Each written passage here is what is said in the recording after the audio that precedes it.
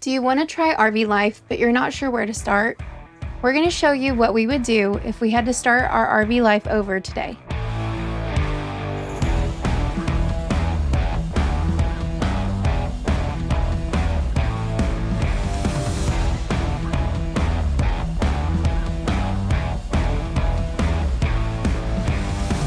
How do you choose the right RV and truck? That's a big question. We didn't know the answer when we bought this RV. Yeah, we obviously didn't. We thought we knew the answer because this was our third RV. Well, I guess it's our fourth because we had a tent. We did.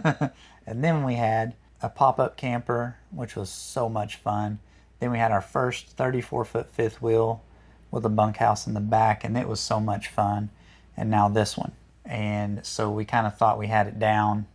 We had a list of all the things that we wanted. You know, like they were going to be hard-nosed, like we're not going to buy a camper with this. And we did. That's probably my fault. It's so hard to find, for us, it's hard to find the right floor plan. For if you are used to, if any of y'all out there have designed and built your own house, you get to do whatever you want. And so it's really hard for us with an RV. We can't just do whatever we want. Finding one that fits our needs is very difficult. And this one did really fit our needs really well. Very few things that weren't what we wanted. We ended up discovering a few things as we went along, as one does, you know. I really, really wanted a table for our family to sit at and eat at. And so we made sure that we bought a model that had a booth in it. Well, the booth is not really, you can't sit at it. Yeah, two people can. That's about it. When it's a perfect desk for where we are now, except it's a little hard on the bottom. 4 people, especially 2 growing boys, cannot sit at the booth like I thought we could. So that's something that I kind of like now realize that maybe we don't necessarily need a booth or a table and chairs. That can be something that I might be a little more flexible on next time. And maybe look at something that's more of like a super sofa, something like that. But we do need a space for my office. Mm-hmm. So that's something that we learned, is having a good place for a crash pad for all my equipment and for all his equipment and our computers is really important. If you're traveling and working remotely, you kind of understand what I'm talking about. We need a place to store everything on travel days, so that's really important to me now that I didn't think about before. Yeah. Something else that I didn't think about before, but now that I'm aware of, is the length of the beds, which we talked about the beds a lot for our boys. We looked at lots of different models. And we really talked about what we thought we could live with and what we thought we couldn't. And, I mean, right now we have a 13-year-old and an 11-year-old, and they're basically the same height, and their heads and their feet, if they stretch all the way out, it touches. Yeah. So that's something that we learned. A year. And they go with us every single time we look at RVs. They're with us. And that's one thing we do. Like, we look at the living space because that is a very important space. And then we go in that bedroom and we're like, all right, you know, you lay on the bed, you know, check your headroom, the bed size, the bed length, all that stuff. You know, is there enough room in here for you and stuff like that? Obviously, it's an RV. There's a lot of give and take, but they're always with us when we look at RVs. Just for that reason, so that we all have a say in the RV that we get. Now, obviously, they don't have the final say because it's, you know, they're 13 and 11. But we take in every single opinion that they have. We definitely take it to heart and try to make a decision from there. And they loved this one, and they loved the bunk room, and we even changed it up for them a little bit. And they loved it, and then now it's just kind of they're outgrowing it. And they're too big. They grew fast. Yeah. In less than a year, they outgrew what they fit in. Yeah. And I was not expecting that at all. No, I figured we'd get a couple good years out of this one. Yeah. Easily. But Easily get a couple good years out of it. But they have already outgrown it, which is crazy to me. So when you are deciding whether you want to live in a fifth wheel or a travel trailer or a motorhome, I think it's just you have to think about your lifestyle. Mm-hmm. Think about the things that you want in a camper. If you need more privacy, you're probably not going to buy a motorhome because there is no designated space for them to be separated from you. Most usually the bunks are like right next to the master. Yeah, and they're so tiny. They're like super thin, you know, which works for some people. Some people it works great. You know, we tend to lean towards the fifth wheel. We lean towards this because we've always had to have a truck that could pull a heavy trailer anyway, just for our everyday life. So it just made sense to get a trailer that fit the truck. Or if you're just getting started, if you just want to test the waters and you have a smaller truck like a 3/4 ton or a good half-ton truck, try a travel trailer. Rent one. You know, that's a great idea, actually. Go rent a travel trailer. See if you even want to go camping again. Yeah. You may not want to. It's we a knew lot. we wanted to, but it's a lot to, you know, just jump in both feet. You know, you have to be a jack of all trades. Thankfully, Matt is very handy, and so he is able to make repairs on the fly. But if you're not somebody who is handy minded, you know, mechanically minded, or Mr. Fix It or Mrs. Fix It, then it's an expensive hobby to have for sure. You got plumbing. You got every single part of a house, plus some, in here, moving down the road at 65 miles an hour, hitting potholes and whatever. Shaking your house like an earthquake. Yeah. Basically. Yeah. So basically, you've got a house on wheels with slide outs. Yeah. And they take a beating. I mean, it's rough. But thankfully, like we said, you take tools with you, and Matt's able to do a lot of the repairs himself. I don't think there's been a repair yet he hasn't been able to manage. No. And there is always YouTube. Yep. YouTube is a super helpful tool in your tool belt. You know, if you don't know how to do something, somebody on there will teach you. Yeah.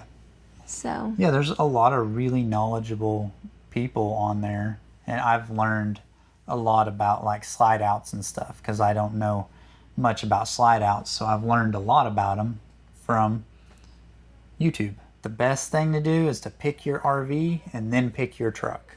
We don't like the tail wagging the dog, if you know what I mean. So we've always tried to have a bigger truck than we need, and that has always worked out really well for us. So getting the right tow vehicle is definitely a very important thing, and we're obviously not going to go into all that right now. If you do want more information on how to pick the right combination of vehicles, just leave it in the comments, and I'd be happy to help help somehow, however I can. So what would we change if we started this adventure over right now? That's a great question. It's hard. It's hard to know for sure. I love my F450. I would rather have an F350 single rear wheel short bed, you know.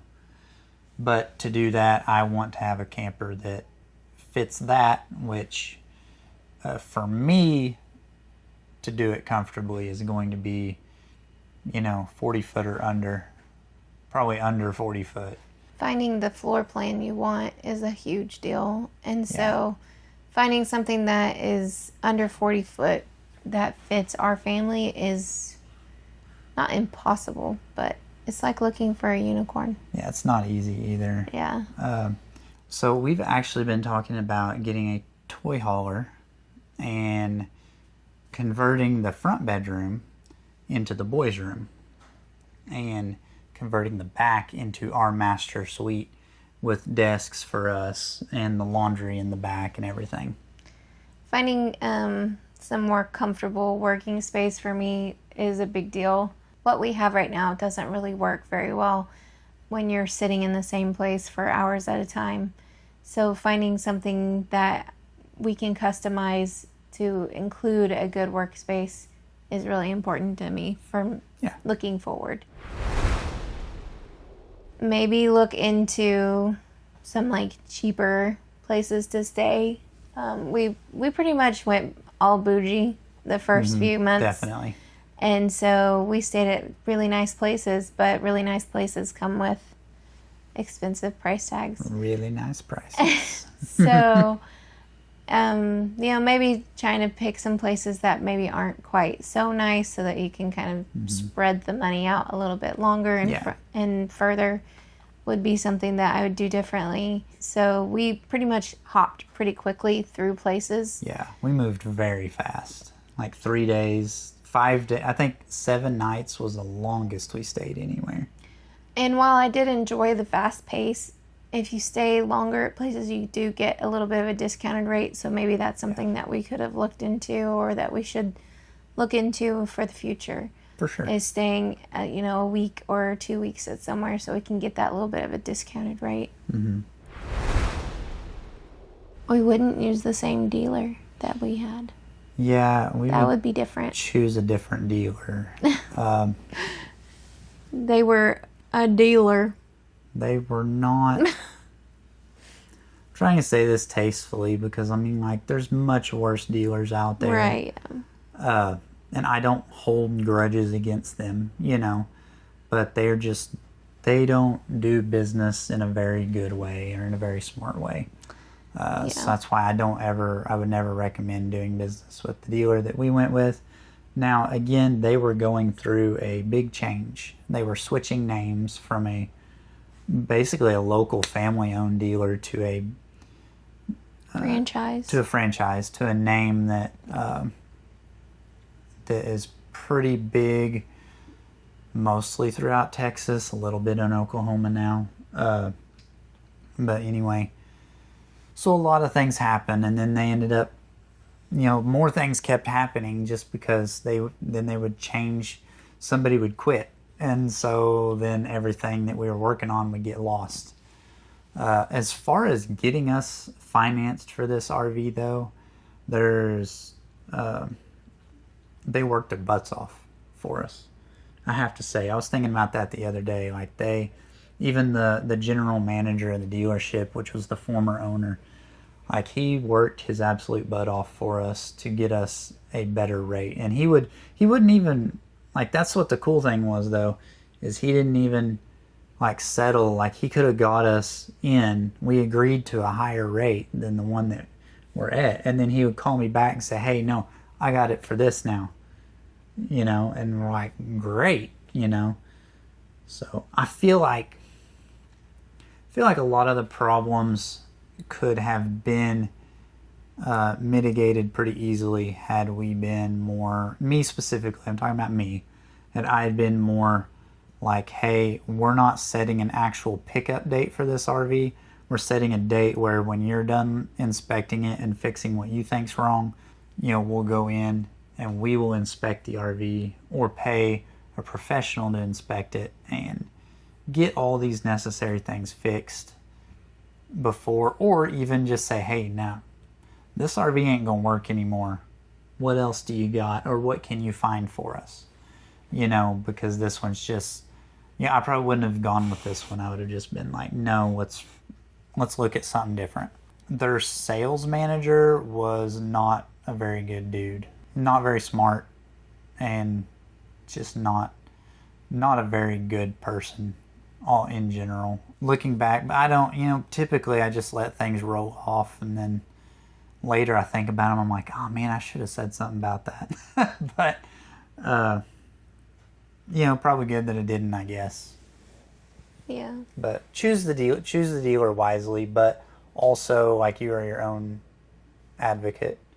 You have to advocate for yourself and be smart about your decisions.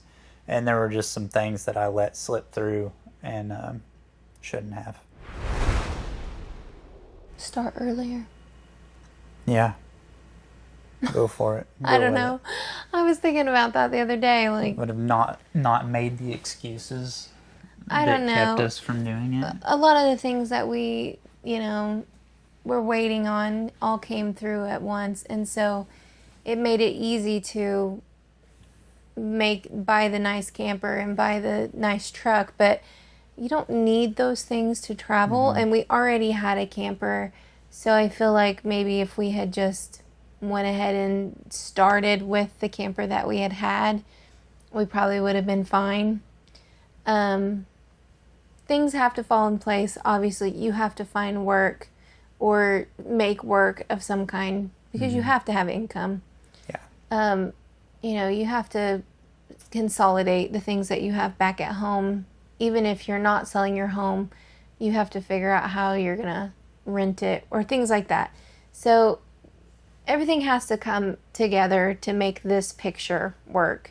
And I'm not taking that and saying that we could have moved on faster, because things had to be in place for us to be able to do what we did here. But we did also make a lot of excuses.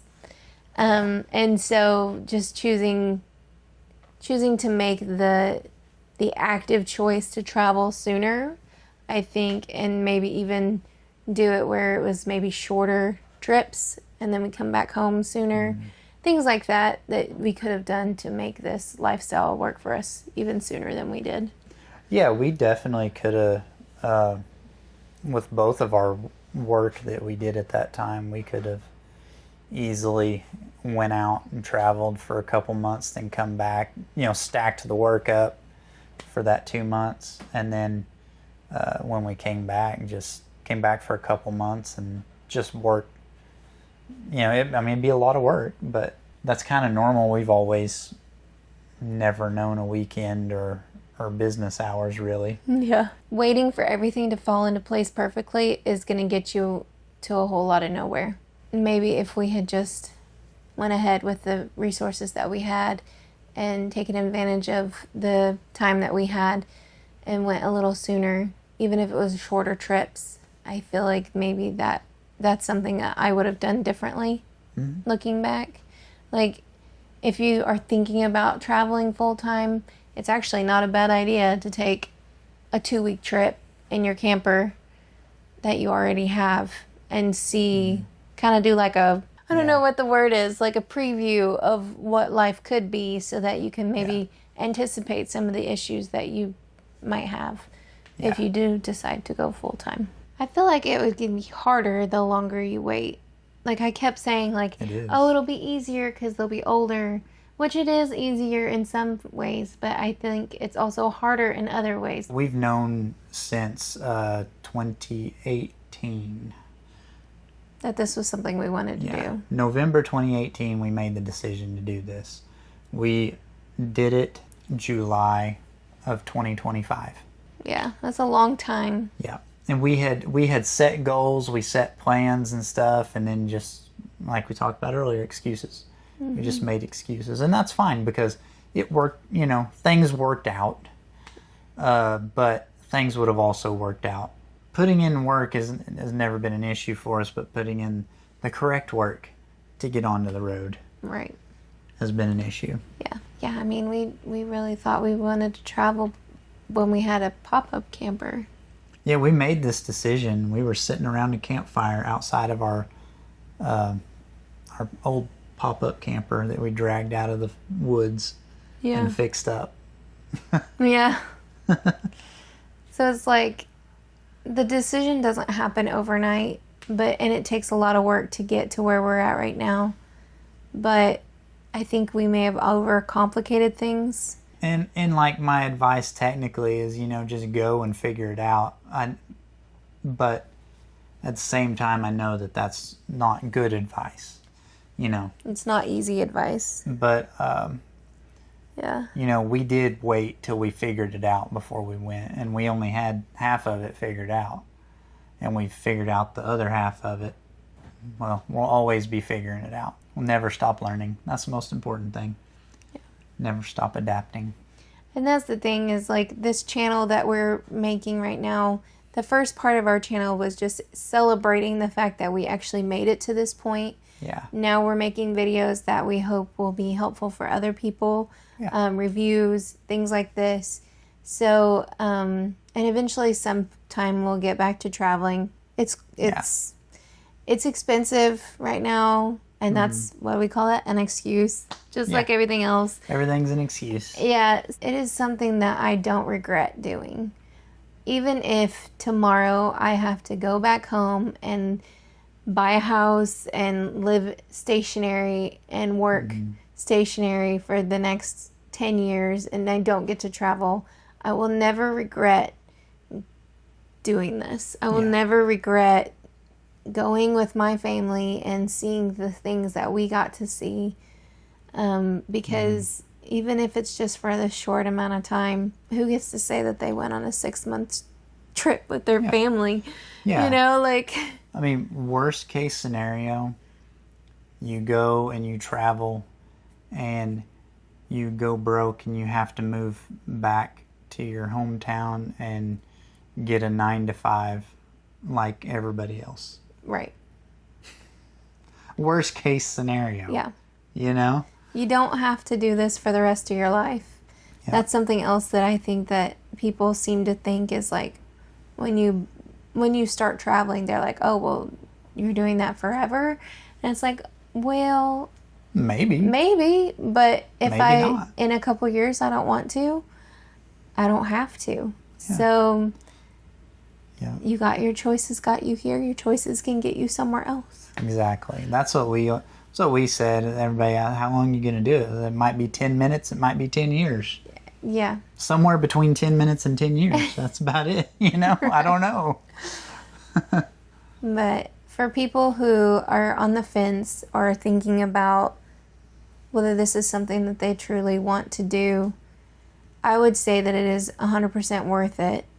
Regardless of the money. Money comes, money goes. But those memories that you make with your family, or if it's just you and your spouse, or if it's just you by yourself, those memories are going to last for a lifetime. Yep. And it is 100% worth every penny that you spend, every dime of, I guess to say every ounce of sweat that you put into working and living in your camper full time. It's worth it. Yeah. If you like this video, please give it a thumbs up. If you want more like this, go ahead and subscribe if you want to. If you have any questions or comments or anything, you know, just put it down in the comments, and we try to answer every single comment.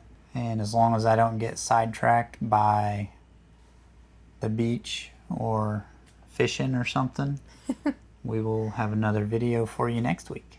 Subscribe. We want you to subscribe to our channel. We could really use the help. We appreciate it. Our watch time's outgrowing our subscribers. So what is that about? Everybody I've talked to is like, oh, you'll get those subscribers fast, but it's the watch time. No, we're like, watch time's more than subscribers, almost double, which is crazy. It's free. It's free. Did you know that? It's free. Yeah. I'm the world's worst. I didn't understand subscribing for years. Subscribing on YouTube, I thought that it was like, if I hit that subscribe button, they're going to charge me for it. Even though I didn't give them any credit card information or anything. So, anyway, it took me forever to subscribe to my favorite YouTubers.